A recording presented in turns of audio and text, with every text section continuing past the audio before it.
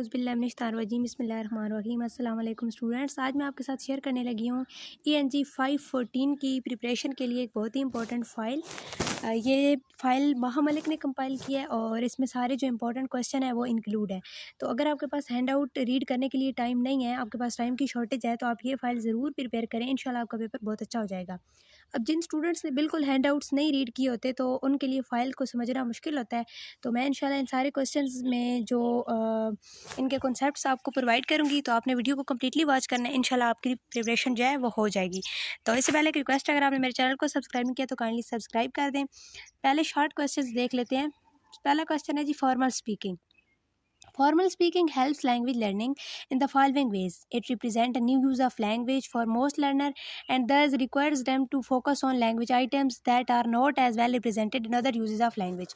अब फॉर्मल जो होती है स्पीकिंग, वो ऐसी स्पीकिंग होती है जो कि क्लासरूम के अंदर होती है, जो कि एक मॉनिटर्ड इन्वायरमेंट में होती है। और यहाँ पे उन्होंने बताया हुआ है कि जो फॉर्मल स्पीकिंग होती है उसमें जो लैंग्वेज का यूज़ होता है, तो उसमें जिन आइटम्स पे फोकस लैंग्वेज का होता है फॉर्मल स्पीकिंग में, तो दूसरी जब लैंग्वेज यूजेस है ना, जो बाकी लैंग्वेज के यूजेस हैं, तो उनमें मतलब वैसे नहीं होता लैंग्वेज आइटम्स का यूज़ जैसा कि फॉर्मल स्पीकिंग में होता है। तो लैंग्वेज आइटम को समझने के लिए बहुत हेल्पफुल है formal speaking. Formal speaking requires control of content, awareness of largely passive audience and being a focus of attention. अब जो फॉर्मल स्पीकिंग होती है उसमें हमें जो कंटेंट हम स्पीक कर रहे होते हैं, जो स्पीच हम कर रहे होते हैं, उससे हमें अवेयर होना चाहिए और उस पे हमारा कंट्रोल होना चाहिए। यानी कि वो जो है वो कंटेंट रेलिवेंट होने चाहिए। और उसके बाद हमें जो अपनी ऑडियंस होती है, अब क्लास में अगर हम क्लासरूम में खड़े होकर प्रेजेंटेशन दे रहे हैं, कुछ स्पीच कर रहे हैं, तो हमें अपनी ऑडियंस का पता होना चाहिए कि हम स्टूडेंट से बात कर रहे हैं। तो उस हवाले से जो हमारा कंटेंट है वो भी रिलेटेड होना चाहिए और हम जो स्पीच कर रहे हैं उस पर हमारी अटेंशन भी होनी चाहिए। तो ये सारा कुछ बताया हुआ है और उन्होंने बताया हुआ है कि फॉर्मल स्पीकिंग में बाउंड्रीज होती हैं और ये जो हैं ये इससे हमारी स्किल की डेवलपमेंट्स होती है। आगे हमारे पास है स्पीकिंग को डिफाइन हम किस तरह से करेंगे। जिस तरह लैंग्वेज की बाकी 3 स्किल्स इंपॉर्टेंट है, स्पीकिंग भी उनमें से एक है। बाकी 3 स्किल्स हैं जी हमारे पास, रीडिंग, राइटिंग एंड लिसनिंग, और इनमें से जो 4th स्किल है वो स्पीकिंग है। स्पीकिंग के ज़रिए हम अपने आइडियाज़, अपनी होप्स, अपने गोल्स जो हैं वो शेयर करते हैं दूसरे लोगों के साथ। और ऐसे लोग जो कि लैंग्वेज को स्पीक कर रहे होते हैं, जो किसी लैंग्वेज को बोल रहे होते हैं, उनको उस लैंग्वेज के स्पीकर कहा जाता है। अब यहाँ पे as Rivers argues that speaking is used twice is much as reading and writing in our communication. अब रिवर्स ने आर्ग्यू किया है कि जितनी हमारी कम्युनिकेशन में राइटिंग और रीडिंग यूज़ होती है ना, उससे डबल जो है वो हम स्पीकिंग करते हैं। Discourse analysis and conversational analysis, ये नाम से ज़ाहिर हो रहा है। डिस्कोर्स आप कह सकते हैं लैंग्वेज होती है हमारे पास, फॉर्म ऑफ लैंग्वेज, एक टेक्स्ट होता है, और कन्वर्सेशन जो डायलॉग होता है दो लोगों के दरमियान। तो अब डिस्कोर्स एनालिसिस में हम ये स्टडी करेंगे डिस्कोर्स को, यानी एनालाइज किस तरह की जाता है। इसमें हम बेसिकली ये पढ़ते हैं कि जो लैंग्वेज के आइटम्स यूज़ हो रहे हैं उस टेक्स्ट के अंदर, डिस्कोर्स के अंदर, वो किस तरह से आपस में रिलेटेड है और डिफरेंट कॉन्टेक्स्ट में डिफरेंटली किस तरह से लैंग्वेज यूज़ हो रही है, और उसमें कोहेशन और कोहेरेंस वगैरह हम स्टडी करते हैं। उसके बरक्स जो कन्वर्सेशनल एनालिसिस होता है, इसमें हम जो इंटरलोकेटर्स होते हैं, जो कि लैंग्वेज प्रोड्यूस कर रहे होते हैं, जो कन्वर्सेट कर रहे होते हैं, उनके रिलेशनशिप को स्टडी कर रहे होते हैं। तो इसको आपने जस्ट एक दफ़ा रीड कर लेना है। आगे हमारे पास इन्होंने पूछा हुआ है 3 aspects of spontaneous speech. Spontaneous speech होती है, एक तो वो रियल टाइम में होती है, दूसरी ये एक इंटरेक्टिव प्रोसेस होती है। अब जब हम स्पीच कर रहे होते हैं या कुछ बोल रहे होते हैं, तो जिस बंदे से बोल रहे होते हैं वो भी हमसे यानी कुछ क्वेश्चन पूछ सकता है, वो भी हमसे कम्युनिकेट कर सकता है। और थर्ड पॉइंट पे मैंने ये बताया हुआ है कि जो रिटन लैंग्वेजेस होती हैं उस ऑथर से हम डायरेक्टली जो है वो कम्युनिकेट नहीं कर सकते, जबकि स्पीकिंग के दौरान ये होता है स्पॉन्टेनियस स्पीच में कि हम जो प्रोड्यूसर ऑफ स्पीच होता है, प्रोड्यूसर ऑफ लैंग्वेज होता है, उससे डायरेक्टली कम्युनिकेट भी कर सकते हैं। आगे हमारे पास उन्होंने लैंग्वेज की 2 टाइप्स में डिफरेंस पूछा है कि सेलेबल टाइम लैंग्वेजेस कौन सी होती हैं और स्ट्रेस टाइम। सेलेबल टाइम ऐसी लैंग्वेजेस होती हैं जिनमें किसी भी वर्ड के ना सेलेबल्स पे, ऑल सेलेबल्स पे इक्वल स्ट्रेस दी जाए, ठीक है, उन्हें इक्वल स्ट्रेस दे के प्रोनाउंस किया जाए, तो वो होती हैं सेलेबल टाइम लैंग्वेज। और स्ट्रेस टाइम लैंग्वेजेस ऐसी होती हैं जिसमें राइज एंड फॉल होता है, कुछ वर्ड्स, कुछ सेलेबल के ऊपर ज़्यादा स्ट्रेस दी जाती है और कुछ के ऊपर कम दी जाती है, कुछ क्विकली प्रोनाउंस की जाते हैं, कुछ स्लोली प्रोनाउंस की जाते हैं। तो सेलेबल टाइम की जो एग्जांपल है वो आप लिख सकते हैं Spanish, and stress time language की एग्जांपल है इंग्लिश लैंग्वेज। आगे हमारे पास चैनल को डिफाइन किया जा सकता है कि ये एक फिज़िकल प्लेस होती है जिसमें कम्युनिकेशन जो है वो टेक प्लेस हो रही होती है। तो इसको अगर स्पीकिंग टर्म में हम देखें तो इसको हम कहेंगे विजुअल ऑरल चैनल, और अगर इसको हम इन टर्म्स ऑफ राइटिंग देखें तो इसको विजुअल या मोटोरिक चैनल कहेंगे। आगे हमारे पास face validity and content validity. यहाँ पे थोड़ी मुश्किल वर्डिंग यूज़ हुई है, मैं आपको इजी वर्डिंग में बताती हूँ। फेस वैलिडिटी जो होती है ये एक फॉर्मल असेसमेंट इनफॉर्मल असेसमेंट होती है जो कि नॉन एक्सपर्ट की तरफ से होती है, और ये किसी टेक्स्ट को, किसी लैंग्वेज आइटम्स को कंप्रिहेंसिबल बनाने के लिए और उन्हें ईजी बनाने के लिए होती है, ठीक है। और जो कंटेंट वैलिडिटी होती है ये एक्सपर्ट्स की तरफ से होती है, और ये फॉर्मल असेसमेंट होती है, और ये किसी कंटेंट को क्लैरिफाई करने के लिए होती है, उसमें जो ओमिशंस, जो मिसअंडरस्टैंडिंग होती है उनको ख़त्म करने के लिए होती है। आई होप सो आपको समझ आ गया होगा। आगे जी हमारे पास, इसको आप छोड़ दें, right a note on speaking and new technologies. अब स्पीकिंग को लेके न्यू टेक्नोलॉजीज़ जो हैं हमारे पास, उन पे हमने यहाँ पे नोट लिखना है। तो a fast moving area in recent year has been the development of new technologies that blur or alter the traditional boundaries between the spoken and written mode. There are several stands to this, ranging from text to speech software. तो यहाँ पे कुछ software के name है जो आपने याद करने होंगे। Speech recognition, robotics, mobile computing and telephony. इनकी वजह से जो हमारी ट्रेडिशनल जो टेक्निक्स थी वो ब्लर हो चुकी हैं या कम्प्लीटली अल्टर हो चुकी हैं। आगे जी मेरे पास write a note on audio lingual approaches to language teaching. Audio lingual method पे आपने नोट लिखना है। तो 1950s और 1980 के जो क्लासरूम थे ना, वहाँ लर्नर जो है वो ज़्यादा स्पोकन फॉर्म पे फोकस करते थे। उसके बाद ब्रिटिश अप्लाइड ने भी ज़्यादा इन्फ्लुएंस जो है वो ओरल मोड पे किया है। उसके बाद नेचुरल मेथड इंट्रोड्यूस करवाया गया जो कि रिलाई करते थे लैंग्वेज की स्पोकन फॉर्म पे, जो कि लैंग्वेज की सिस्टमेटिकली आइटम्स को थ्रू स्पीच टीच करते थे, ठीक है। फिर फोनेटिक टर्म्स का यहाँ पे बताया गया, वो इंट्रोड्यूस करवाई गई। नेक्स्ट हमारे पास उन्होंने बताया हुआ कि यूनाइटेड स्टेट में जो एथनोग्राफिक अप्रोचेस है ना, वो भी बहुत ज़्यादा लैंग्वेज की ओरल फॉर्म पे फोकस करती हैं। तो ये सारी वजूहत हैं जिसकी वजह से जो ऑडियो लिंगुअल मेथड है वो एक वेल नॉन मेथड बन चुका है। आगे हमारे पास 1-on-1, ये एक अप्रोच होती है, एक टेक्निक होती है जिसकी मदद से दो लोग आपस में कन्वर्सेट कर रहे होते हैं। जिस तरह इन्होंने यहाँ पे एग्जांपल भी दी हुई है कि एक जो केयर टेकर है, केयर गिवर है, वो अगर एक बच्चे से बात कर रही हैं तो वो बच्चा जब ये फील करेगा कि मुझ पे जो है उनकी टेंशन है, सारा तवज्जो मुझ पे दी जा रही है, तो वो क्वेश्चंस करेगा, वो पूछेगा, और वो जो वो बोलेंगे उनको रिपीट करेगा। तो इस तरह जो चिल्ड्रन होता है वो यहाँ पे उन्होंने बताया USA back extend add to and revise recast. तो ये सारे वो कार्य होता है, और ये चाइल्ड डिवेलपमेंट में चिल्ड्रन की जो लर्निंग है उसमें इंपॉर्टेंट रोल प्ले करती है। आगे हमारे पास उन्होंने क्वालिटीज़ पूछी है प्रैक्टिकल टेस्ट की। प्रैक्टिकल टेस्ट जो होता है वो उसमें टाइम की भी बचत होती है, मनी की होती है, लेबर की होती है, उसके अलावा एडमिनिस्ट्रेशन एंड स्कोरिंग उसकी ईजी होती है, और उसको इंटरप्रेट करना ईजी होता है। तो ये 2-3 उसके क्वालिटीज़ थी। आगे यहाँ पे है जी note on KOL test. KOL test पे नोट लिखना है। इसमें आपने सिंपली ये लिखना है कि इस पे 25 इस टेस्ट में ना 25 MCQs होते हैं जो कि जनरल नॉलेज पे होते हैं, और इसमें ब्रिटिश कल्चर एंड लाइफ के बारे में ही होते हैं। और ये अगर आप पास कर लेते हैं तो आपका एंट्री लेवल 3 जो है वो कंसीडर कर ली जाता है, और अगर आप नहीं पास कर सकते तो जब तक इस टेस्ट को आप पास नहीं करते आपको ये टेस्ट देना पड़ता है।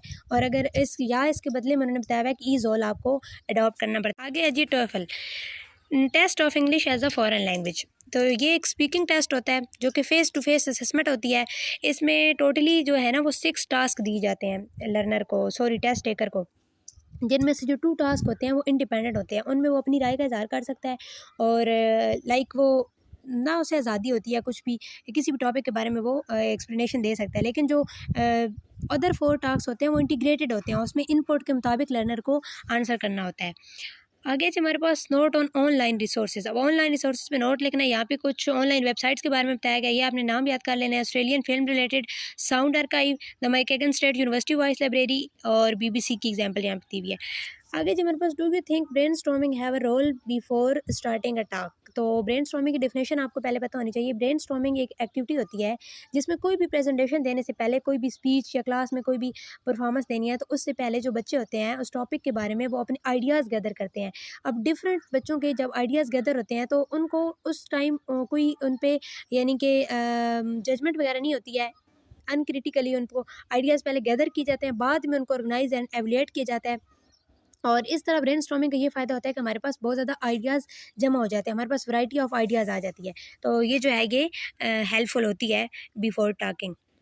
आगे जी हमारे पास एक्सप्लोरेटरी टास्क। एक्सप्लोरेटरी नाम से ज़ाहिर है जिसमें हमने एक्सप्लोर करना होता है, जिसमें हमारे पास हम अपनी राय का इज़हार कर सकते हैं, अपनी ओपिनियन दे सकते हैं और डिफरेंट टॉपिक्स एक्सप्लोर कर सकते हैं। इसमें जो है वो इन्होंने बताया हुआ है कि exploratory task allows reason exchange of ideas and opinions. This sort of task is likely to be a great value to the children educationally because it means that they are using language to think rationally and to consider the evaluate each others ideas. अब बच्चों को ना दूसरे के ideas भी सुनने का मौका मिल रहा होता है, उनके पॉइंट उनके पर्सपेक्टिव से वर्ल्ड को देखने का मौका मिल रहा होता है। They can build up shared knowledge and shared understanding as they engage in opportunities to collaborative as equal. तो यहाँ पे उन्होंने ये बताया कि ये जो लर्निंग है ये बहुत ज़्यादा हेल्पफुल होती है। आगे ही हमने प्रैक्टिकल टेस्ट की क्वालिटीज़ बताई हैं, ये ऊपर रिपीट हो चुका है।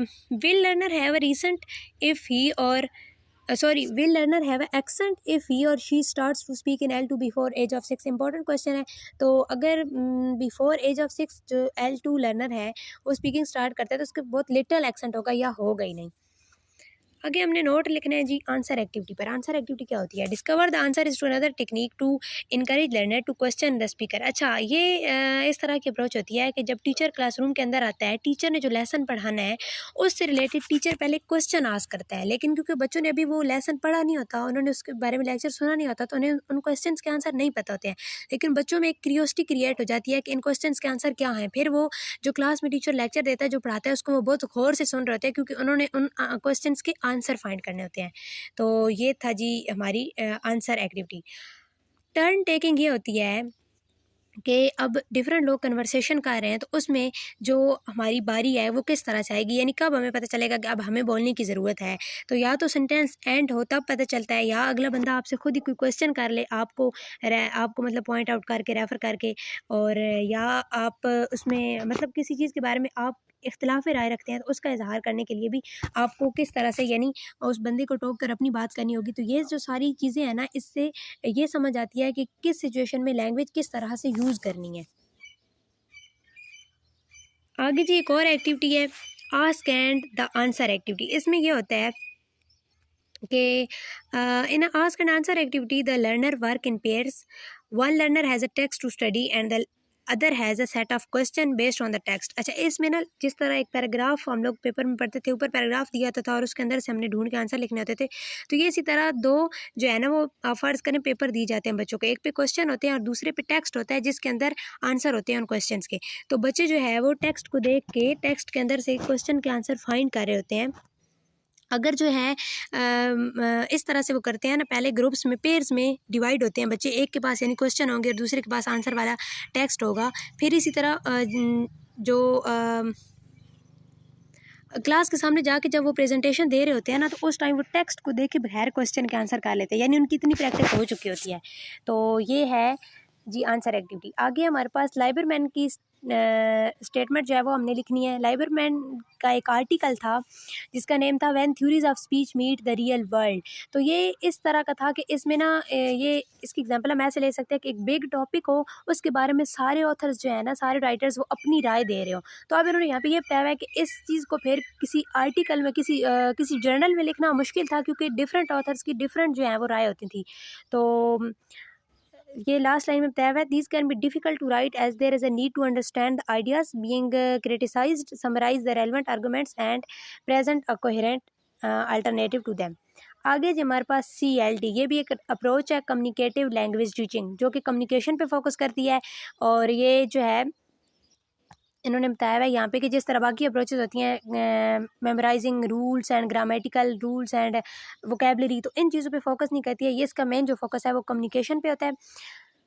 Approach that dominated English language teaching from the 1980s in if not earlier, and the natural approach that retains a strong influence on teacher training were developed around the idea of meaningful interaction and the focus on communication rather than linguistic fact। तो ये वही बात हो रही है जो मैंने आपको बताई है। आगे है जी स्पीकिंग टेस्ट। स्पीकिंग टेस्ट कौन कौन से होते हैं, यहाँ पे इन्होंने कुछ टेस्ट की एग्जांपल्स दी हुई हैं।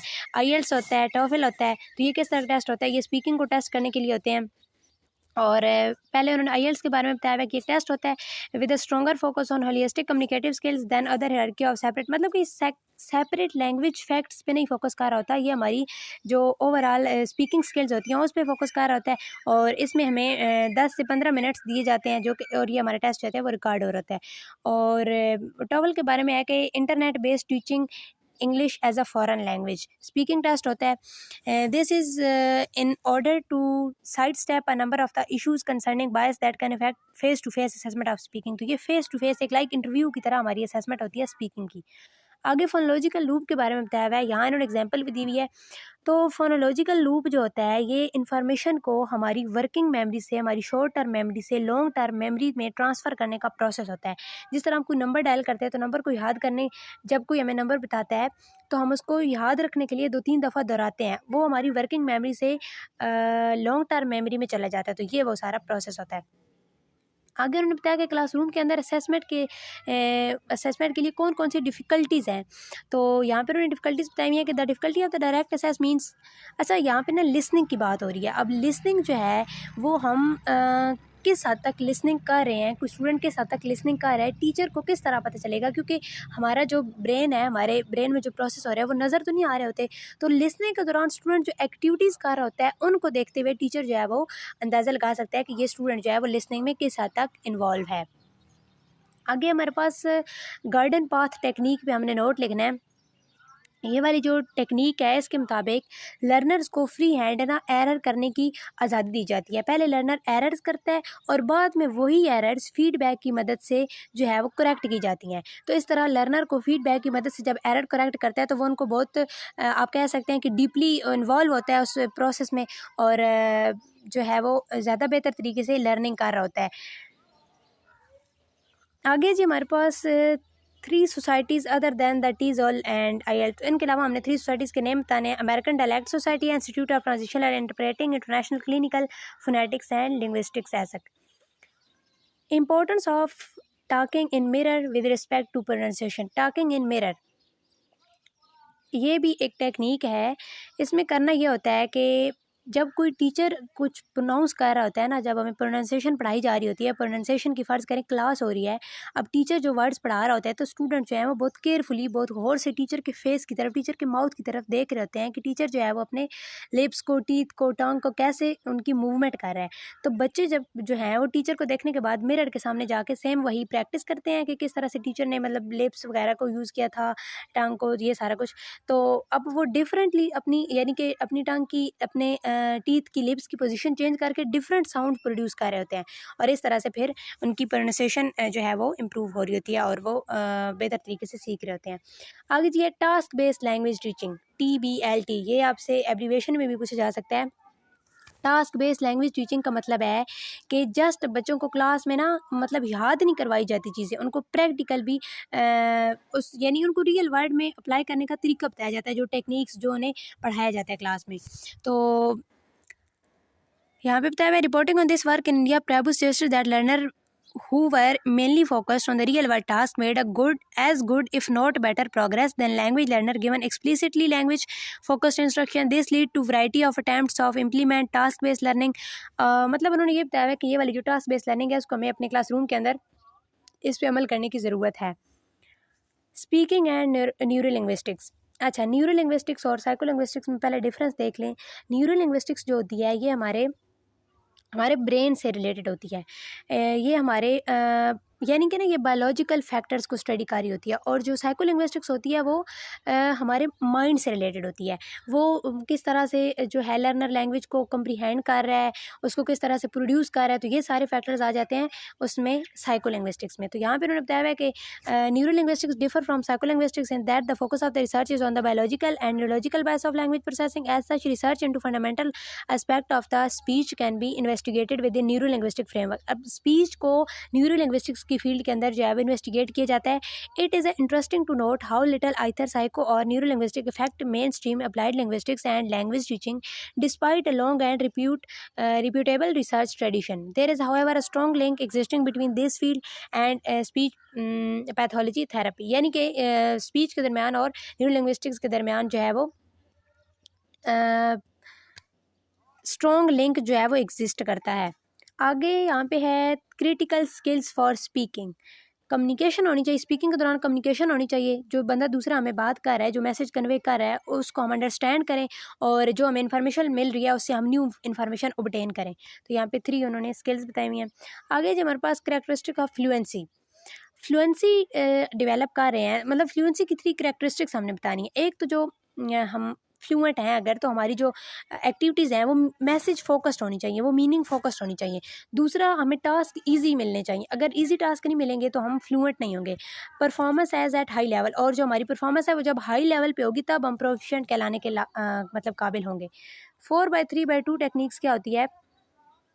ये वाली एक टेक्निक है जिसमें मैसेज पे फोकस किया जाता है, क्वांटिटी ऑफ प्रोडक्शन, एंड इसमें ना स्पीकर को 4/3/2, तो ये टोटल अगर प्लस करें तो 9 बनता है। तो ये 9 मिनट्स हमें दिए जाते हैं स्पीकर को स्पीक करने के लिए। और इसमें जो है learner control over the topic and language use, repetition and time pressure, मतलब कि ना एक टाइम प्रेशर होता है और लर्नर जो है वो लैंग्वेज का यूज़ उसमें किस तरह से कर रहा है और उसकी प्रोडक्शन वगैरह पे उसको मॉनिटर किया जाता है। आगे हमारे पास है डायलॉगिक टीचिंग मेथड। डायलॉगिक टीचिंग मेथड क्या होता है?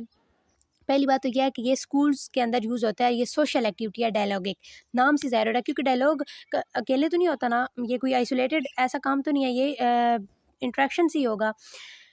अब उन्होंने बताया हुआ है कि social aspect of classroom context which teachers can organize to help ensure the effectiveness of learning activities are, एक तो जो टीचर हैं वो क्लासरूम में ऐसी एक्टिविटीज़ डिज़ाइन करें, ऐसा एनवायरनमेंट क्रिएट करें जिसमें डायलॉग टेक प्लेस हो सके, ठीक है, डायलॉग बोले जा सकें।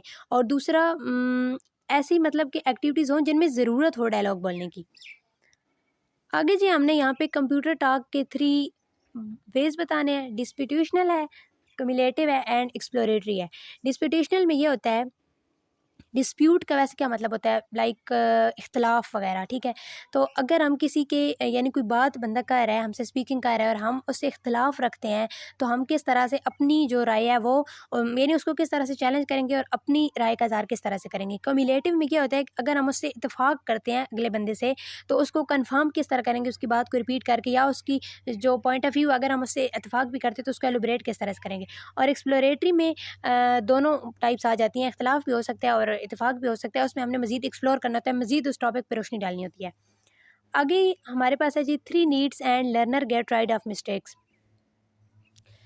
द डिज़ायर और need to get rid of the mistake. अच्छा, सबसे पहले ना तो लर्नर के अंदर मिस्टेक्स को करने के लिए फ़ियर नहीं होना चाहिए।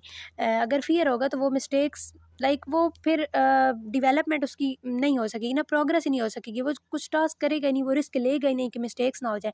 सबसे पहले तो उसके अंदर फ़ियर नहीं होना चाहिए। दूसरा, उसके अंदर अपनी मिस्टेक्स जो कर रहा है उनसे छुटकारा पाने के लिए भी डिज़ायर होनी चाहिए। और यहाँ उन्होंने बताया है कि फिर उसकी जो करेक्ट फॉर्म है उसको एक्सेप्ट भी करे, और mistake the ability to know, और इस चीज़ को भी आइडेंटिफाई करे कि वाकई मिस्टेक हो चुकी है। Self assessment. सेल्फ असेसमेंट जो लर्नर होता है वो खुद अपनी मॉनिटरिंग कर रहा होता है। ये अब यहाँ पे बताया हुआ है कि क्वेश्चनर के ज़रिए भी हो सकती है, चेक लिस्ट के ज़रिए भी हो सकती है, और यानी कि एक अच्छा तरीका है without external evaluation. Enlist any 3 ways through which information is distributed among learner. यहाँ पे हमने 3 वेज बताने हैं in which information is distributed among learner. All learner have the same information. या तो ऐसा हो सकता है कि तमाम लर्नर्स के पास सेम इन्फॉर्मेशन हो, ये बहुत इंपॉर्टेंट है, एमसीक्यूज़ के पॉइंट ऑफ व्यू से आया भी हुआ था क्विज में, तो उसको हम कहेंगे cooperative arrangements. Each learner has a different essential information. अब हर लर्नर के पास डिफरेंट लेकिन एसेंशियल इन्फॉर्मेशन है, इसको कहेंगे split information sorry split arrangements. आगे जी हमारे पास कि हर लर्नर के पास, एक लर्नर के पास उतनी इन्फॉर्मेशन हो जितनी तमाम लर्नर्स को चाहिए, तो ये होती है सुपीरियर या इन्फीरियर अरेंजमेंट्स। शॉर्ट क्वेश्चन तो यही थे जी। आगे हमारे पास लॉन्ग क्वेश्चन है जो कि 5 मार्क्स के होते हैं। सबसे पहले यहाँ पे प्रोसेस अप्रोच। अब यहाँ पे उन्होंने फॉर्मल स्पीकिंग के बारे में बताया है, जो क्लासरूम के अंदर स्पीकिंग होती है। अब क्योंकि वो प्लान्ड होती है, उसकी स्टूडेंट ने पहले से प्लानिंग की होती है, तो स्टूडेंट को चाहिए कि उस स्पीकिंग को ना वो पार्ट्स में डिवाइड करे। लाइक पहले वो आइडियाज़ गैदर करे, फिर उन आइडियाज़ को ऑर्गेनाइज करे, फिर मतलब वो प्रैक्टिस करे कि किस तरह उसने स्पीकिंग करनी है, और ऑडियंस के गोल्स को, ऑडियंस को भी अपने जहन में रखे, और अपने गोल्स को किस तरह से अपने मैसेज को कन्वे करना है वो सारा। तो ये उसने जो है वो पहले पार्ट्स में डिवाइड करना है अपने टास्क को, ठीक है।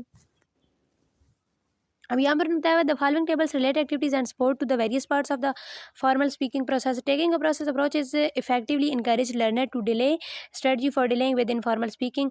अब यहाँ पे क्योंकि वो जो ये सारा काम होता है ये लर्नर टीचर की हेल्प से कर रहा होता है, तो उससे जो है वो बेहतर कंट्रोल होता है, इससे अपनी जो प्रेजेंटेशन होती है इस पर, तो इस सारे प्रोसेस को हम कहते हैं प्रोसेस अप्रोच। आगे जी फैक्टर इफेक्ट प्रोनाउंसिएशन। प्रोनाउंसिएशन को कौन से फैक्टर इफेक्ट कर रहे होते हैं? सबसे पहले एज ऑफ द लर्नर, और फिर उसकी फर्स्ट लैंग्वेज। अगर फर्स्ट लैंग्वेज सेम होगी सेकंड लैंग्वेज से, जिस तरह हमारी उर्दू इंग्लिश से सेम नहीं है, तो हमें इंग्लिश बोलने में प्रॉब्लम होती है। हमारा एक्सेंट जो है वो अमेरिका की तरह या ब्रिटिश की तरह नहीं हो सकता है, क्योंकि हमारी उर्दू जो है वो इंग्लिश से टोटली डिफरेंट है। तो लर्नर की फर्स्ट लैंग्वेज बहुत ज़्यादा मैटर करती है। फिर उसका करंट स्टेज क्या है, लर्नर का प्रोफिशिएंसी लेवल क्या है, फिर उसकी एक्सपीरियंस क्या है लर्निंग को लेके, उसका एटीट्यूड क्या है, और condition for learning and learning, यानी वो किस पर्पज़ के लिए लर्निंग कर रहा है। यहाँ पे जी हमने पैराडीम को डिफाइन करना है। पैराडीम जो होती है ये आप कह लें as a framework, like a template होते हैं, ये आइडियाज़ होते हैं। अगर हमें कोई न्यू इन्फॉर्मेशन जो है वो मिलती है तो हम उसे अपने टेम्पलेट्स में सेव करते हैं। यानी कि जो रिसर्चर्स हैं ना, जो ऑथर्स होते हैं, वो पैराडीम में चेंजिंग नहीं, यानी उसको न्यू पैराडीम्स जनरेट नहीं करते हैं, वो जस्ट चेंजिंग करते हैं थोड़ी बहुत और ये एक लाइक अ मेंटल मैप होती हैं, ठीक है। आगे जी हमारे पास transformational grammar movement and communicative movement. तो यहाँ पे टू मूवमेंट्स में डिफरेंट बताना है। जो ट्रांसफॉर्मेशनल ग्रामर मूवमेंट्स है, the 1960s with the influence of the work of the Noam Chomsky and 1970 and 1980 with the growth of communicative approach mark two distinct sea changes in the field of language teaching, both of which did much so underpin present attitudes to the spoken form.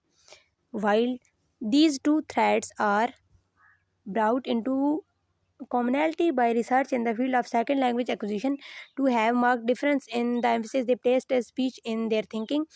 On the one hand, the transformational grammar movement internalized and made abstract the language system to such an extent that actual speech। अच्छा, यहाँ पे ना जो transformational grammar होती है, ऊपर उन्होंने बताया है कि 1960 में जो वर्क हुआ और 19 नॉम चॉम्स्की का वर्क, और फिर 1970 और 1980 में जो कम्युनिकेटिव अप्रोचेस की ग्रोथ हुई, तो उन सब के बाद जो उन सब की बात हो रही है। और फिर उन्होंने बताया कि जो ट्रांसफॉर्मेशनल ग्रामर है ये ज़्यादा फोकस करती है लैंग्वेज की एब्स्ट्रैक्ट फॉर्म पे, ठीक है।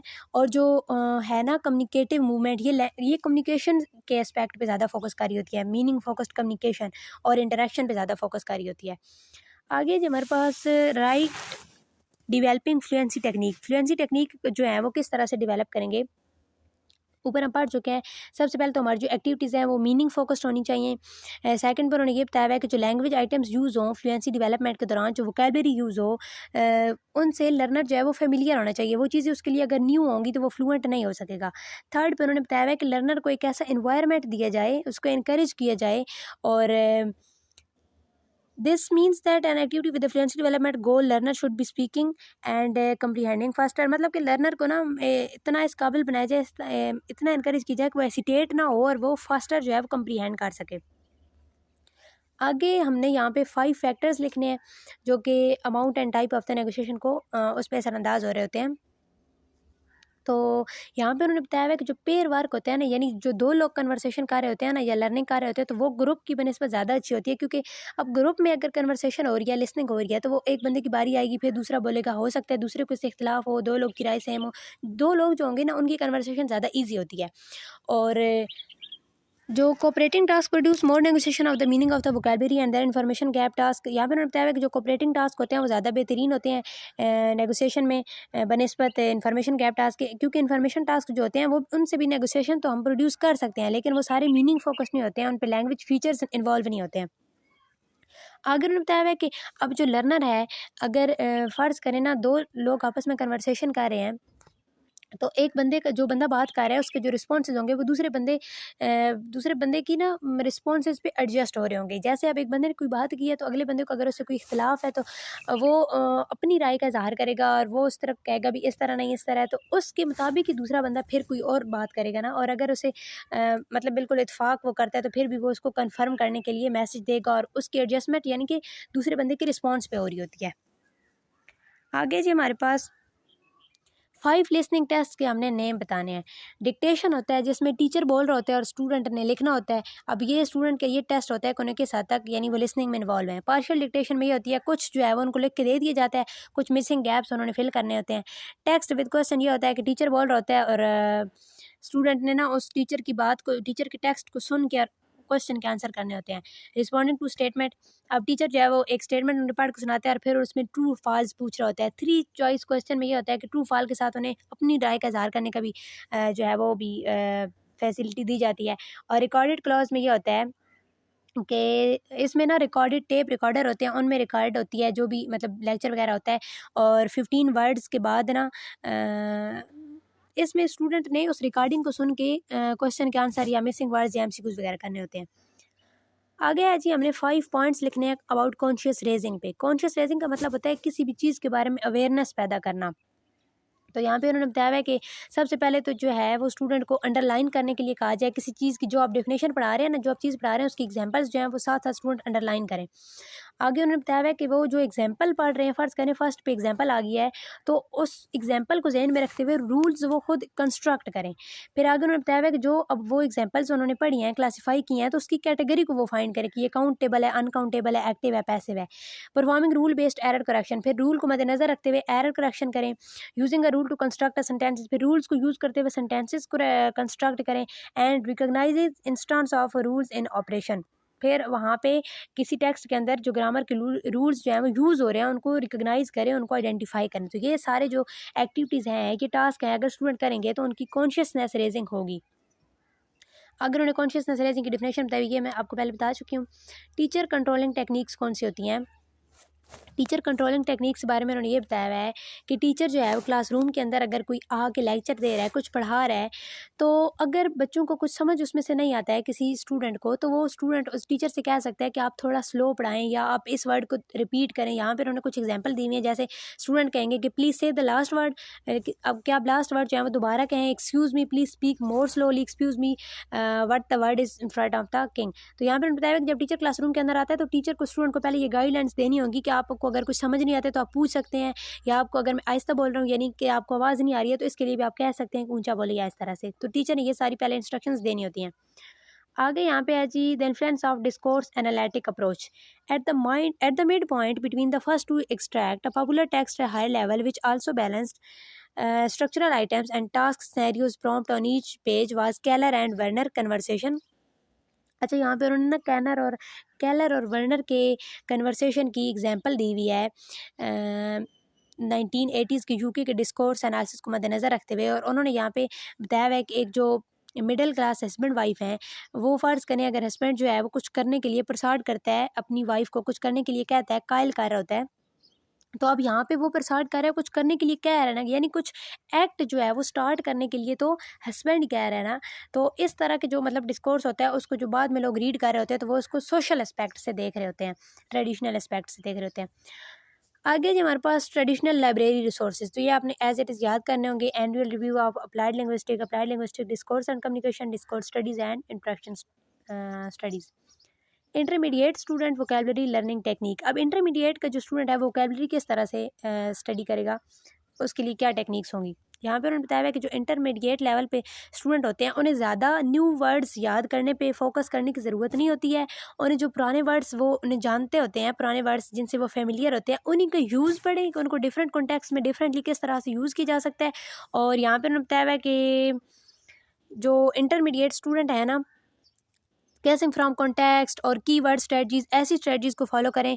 और 2000 वर्ड्स जो हैं वो उन्हें यानी उनकी जो टास्क है उनमें इंक्लूड होने चाहिए। आगे जी हमारे पास social linguistics project. Social linguistics project कौन से होते हैं? Listener perspective, the notion that our cultural background provides certain schematic overlays that influence how we comprehend events and how we internally structure and reports those events।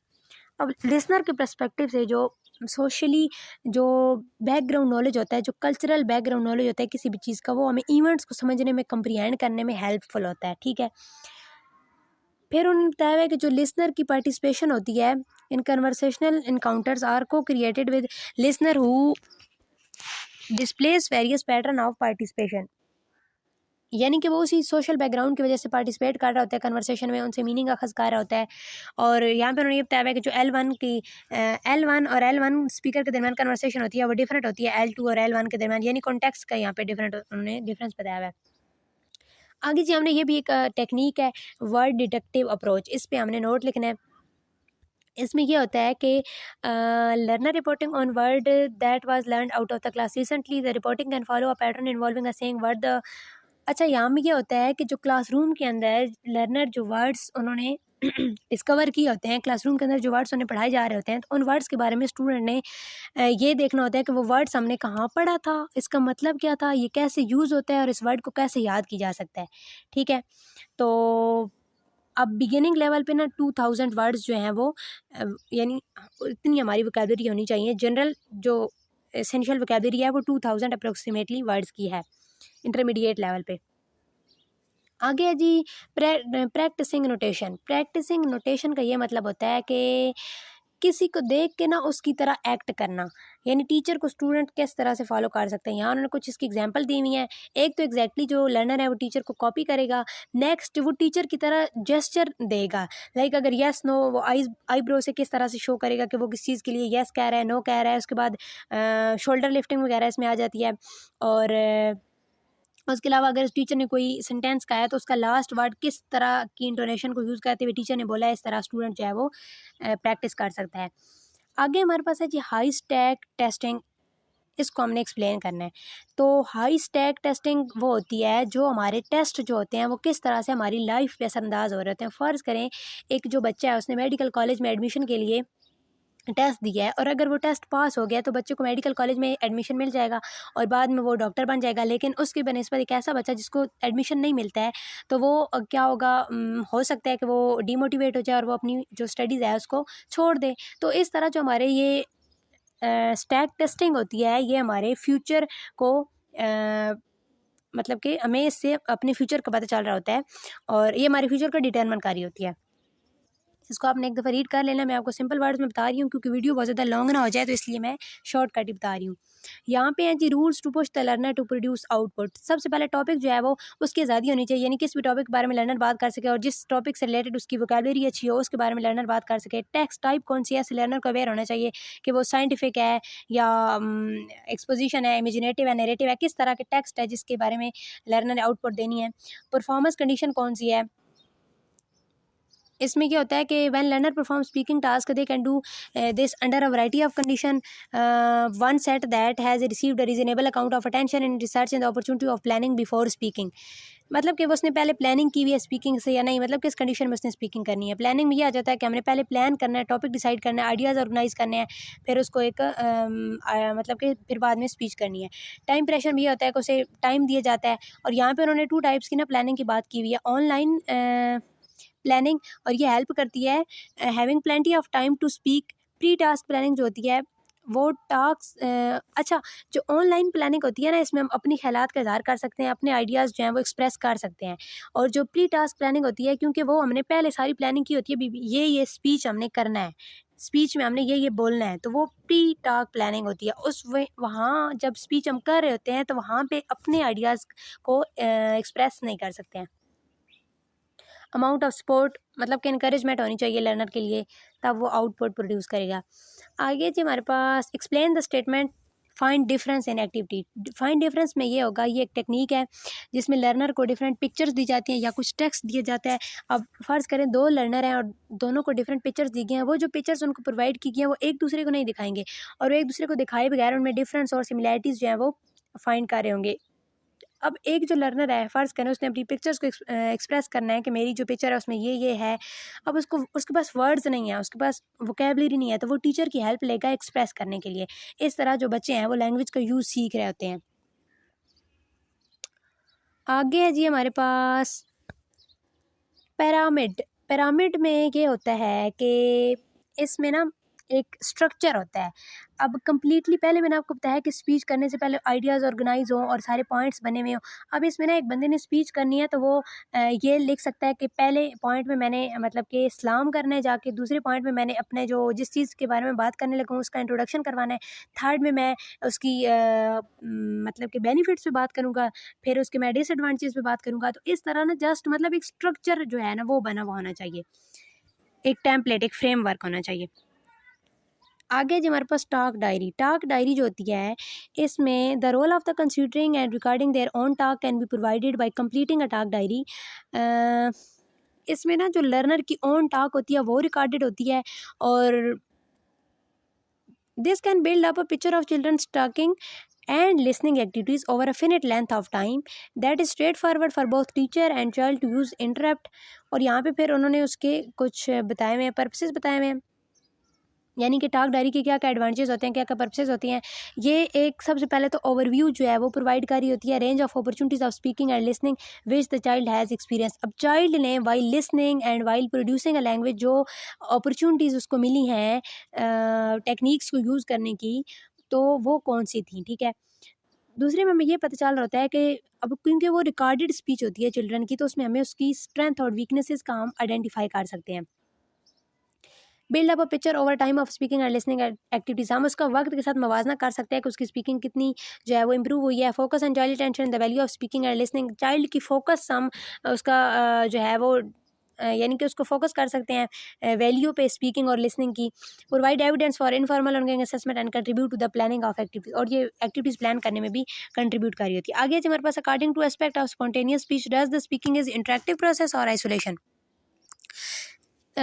Three basic aspects of the spontaneous speech the language learner need to be aware of, the which language teacher may find helpful to reflect on with their students are, ये पहले हम ऊपर पढ़ चुके हैं कि speaking जो है फंडामेंटली इंटरेक्टिव प्रोसेस है, इंटरेक्टिव प्रोसेस है जो कि इंटरेक्टिविटी से डिफाइन होता है और ये रियल टाइम में होता है। उसके अलावा जो है ये हमें से यानी जो बंदा लैंग्वेज प्रोड्यूस कर रहा है उसे हम कम्युनिकेट कर रहे होते हैं, तो ज़ाहिर ये एक इंटरेक्टिव प्रोसेस है, ये आइसोलेशन में नहीं होता है। यही हमने इसमें बताना है। आगे जी हमारे पास 5 रूल्स बताने हैं हमने एक्सप्लोरेटरी टास्क के। एक्सप्लोरेटरी टास्क वो होता है जिसमें सबको अपनी ओपिनियन जो है वो देने की आज़ादी होती है। सबसे पहले ये लिखा हुआ है everyone in the group is encourage to contribute. अब ग्रुप में जितने बंदे हैं सबको इनकरेज की जाएगी कि वो भी कंट्रीब्यूट करें कन्वर्सेशन में। Contribution are treated with respect, और उनकी जो कंट्रीब्यूशन होगी, उनकी जो राय होगी, उसको रिस्पेक्ट दी जाए। रीजंस आर आस्क्ड फॉर, अगर वो कुछ चीज़ के बारे में बात करें तो उससे उनकी रीजंस भी पूछी जाए ताकि उन्हें पता चले कि हम भी मतलब उनकी ना बात में दिलचस्पी का इजहार करना है।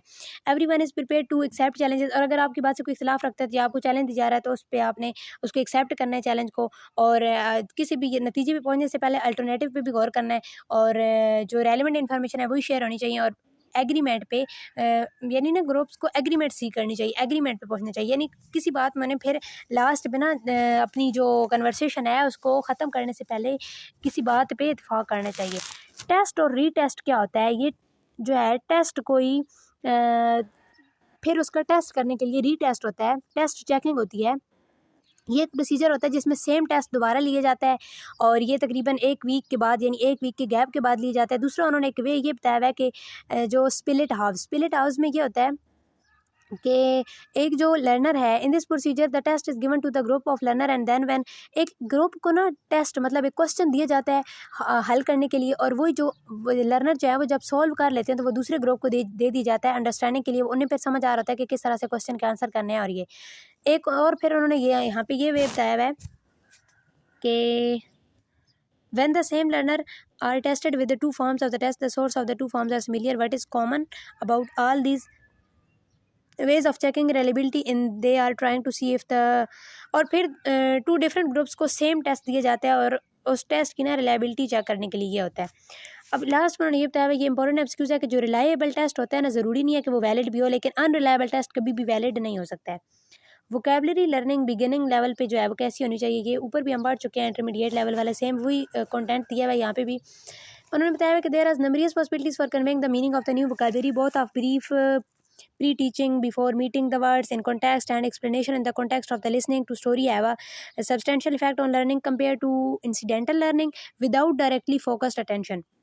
This means that before listening activities it is worth drawing learners attention to some of the vocabulary that will occur। मतलब कि जो टीचर अब फ़र्ज़ करें ना एक लेक्चर क्लास में देने लगे, एक सबक पढ़ाने लगा, तो उस सबक में जो वो वर्ड्स यूज़ हो रहे हैं, जब टीचर को लगता है कि स्टूडेंट उनसे फेमिलियर नहीं है, वो उनके लिए नए हैं, तो स्टूडेंट जो टीचर हैं वो पहले ब्लैक बोर्ड पे वो वर्ड्स लिखें, स्टूडेंट को उनके मतलब बताएं, ताकि वाइल रीडिंग ए लेसन स्टूडेंट्स को कोई प्रॉब्लम्स ना हों।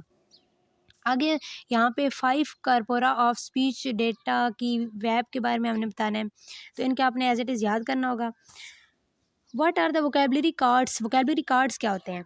वोकेबलरी कार्ड्स मैं आपको इजी वर्डिंग में बताती हूँ। फ़र्ज़ करें 3 to 4 सेंटीमीटर के कार्ड्स होते हैं जिनके एक साइड पे L2 का वर्ड लिखा होता है और दूसरी साइड पे L1 में उस वर्ड का क्या मतलब है और किस तरह से यूज़ होता है, उसके सिनोनिम्स क्या हैं, वो सब लिखा होता है। ये अब जो है ना फ्री टाइम में लर्नर बैठ के ये खुद अपनी सेल्फ एक्टिविटी होती है, ये खुद लर्नर फोकस एक्टिविटी होती है और वो कर रहे होते हैं। यानी खुद से पहले वो वर्ड देखेंगे, उसका गैस करने की कोशिश करेंगे कि L2 में इसका क्या मीनिंग है, और अगर उन्हें नहीं याद होगा तो दूसरी साइड से देख लेंगे। इस तरह बार बार प्रैक्टिस करने से उनकी वोकैबुलरी जो है वो एनहेंस होती है। आगे यहाँ पे है जी explain and corpus linguistics. Corpus linguistics को यहाँ पे हमने ना एक्सप्लेन करना है, तो ये हम पहले भी पढ़ चुके हैं।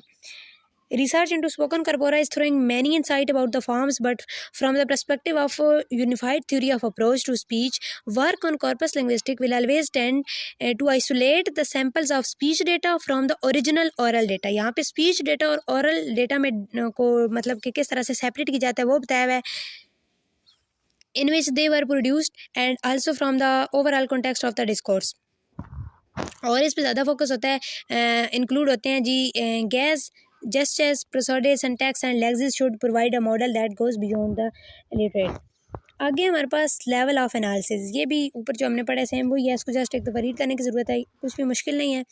आगे जी हमारे पास state and explain any two approaches to fluency.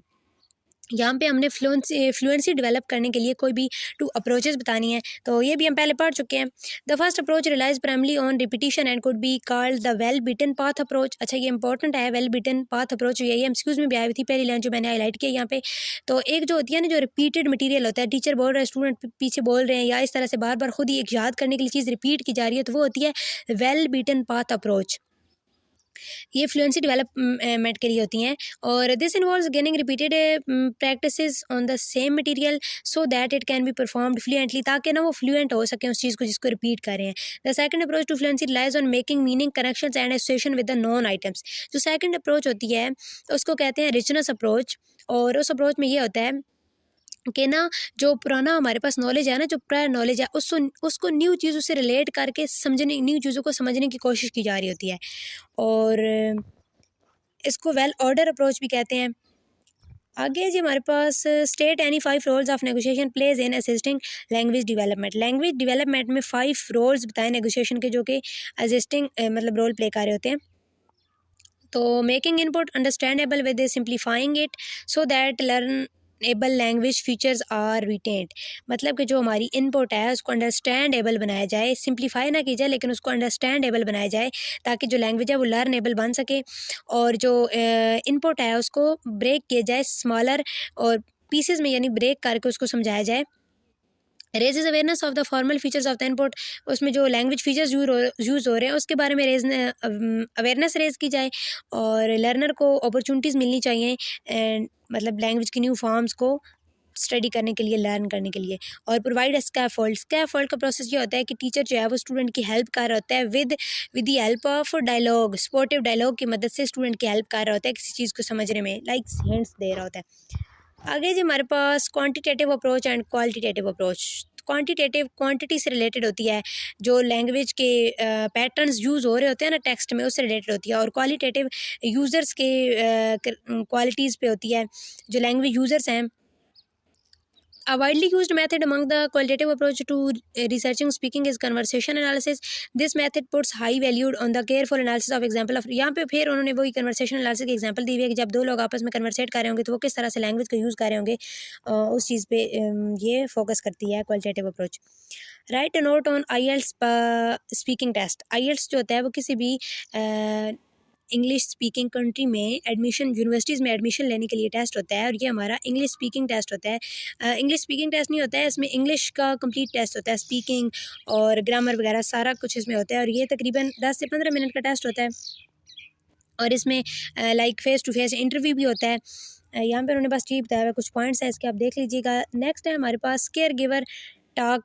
इस पे नोट लिखना है, ये 5 मार्क्स का है। तो केयर गिवर की जो टॉक होती है वो एक्सटेंडेड होती है, कॉन्टेक्चुअलाइज होती है, उसमें कन्वर्सेशन होती है, और अगर एक केयर गिवर स्टूडेंट को बुक रीड करके कॉन्सेप्ट समझाए तो वो एक रिच मतलब कि एक इंटरेस्टिंग होगा।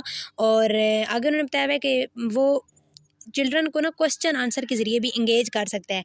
अब एक बुक फ़र्ज़ करें कोई क्वेश्चन पूछता है और वो ये कहता है स्टूडेंट को, केयर गिवर, कि आपने ये जो मैं पढ़ने लगा हूँ इसको सुनने के बाद आपने इस क्वेश्चन का आंसर करना है। तो इस तरह रीडिंग में भी उनकी जो है वो दिलचस्पी पैदा हो सकती है। आगे जी हमारे पास modelling speaking in complete sentence in questions responses and statement, वही बताया हुआ है, मैंने बता चुकी हूँ कि मतलब क्वेश्चन वगैरह करके भी उनको इन्वॉल्व कर सकते हैं। Providing opportunities for children to talk about things and events, अब चिल्ड्रन को भी अपॉर्चुनिटी देते हैं कि आप मतलब चिल्ड्रन जो है वो भी किसी चीज़ के बारे में बात कर सकें, क्वेश्चन पूछ सकें और उन्हें इवन के पास्ट और फ्यूचर के बारे में सोचने के काबिल बनाते हैं और इमेजिनरी थिंकिंग के बारे में। कीवर्ड प्रोसीजर क्या होता है? The keyword strategy links the form of unknown words to its meaning by using a keyword usually। इसमें क्या होता है ना कि अब सेकंड लैंग्वेज के कुछ वर्ड्स हैं वो हमारे लिए न्यू हैं, हम उनसे अनफेमिलियर हैं, तो हम जो है उनकी साउंड को देखेंगे और उसको फर्स्ट लैंग्वेज में ना उस वर्ड के लिए जो वर्ड यूज़ होता है साउंड से रिलेट करेंगे। और दूसरे पॉइंट पर उन्होंने ये बताया है कि किसी वर्ड को देखेंगे उसको मीनिंग वाइज अपने फर्स्ट लैंग्वेज के वर्ड से रिलेट करेंगे और इसके लिए हमारी जो इमेजिनेशन है वो अच्छी होनी चाहिए। और थर्ड पर उन्होंने ये बताया है make a internal picture of these two meanings join together, फिर उन दो फर्स्ट लैंग्वेज में उस वर्ड का जो मीनिंग है, सेकंड लैंग्वेज में उस वर्ड का जो मीनिंग है, उनको कंबाइन करके एक मीनिंग क्रिएट करने की कोशिश करेंगे। तो ये होता है keyword production, keyword procedure. I hope so आपके लिए ये वीडियो बहुत ज़्यादा हेल्पफुल होगी। Best of luck for your exams. अल्लाह हाफिज़।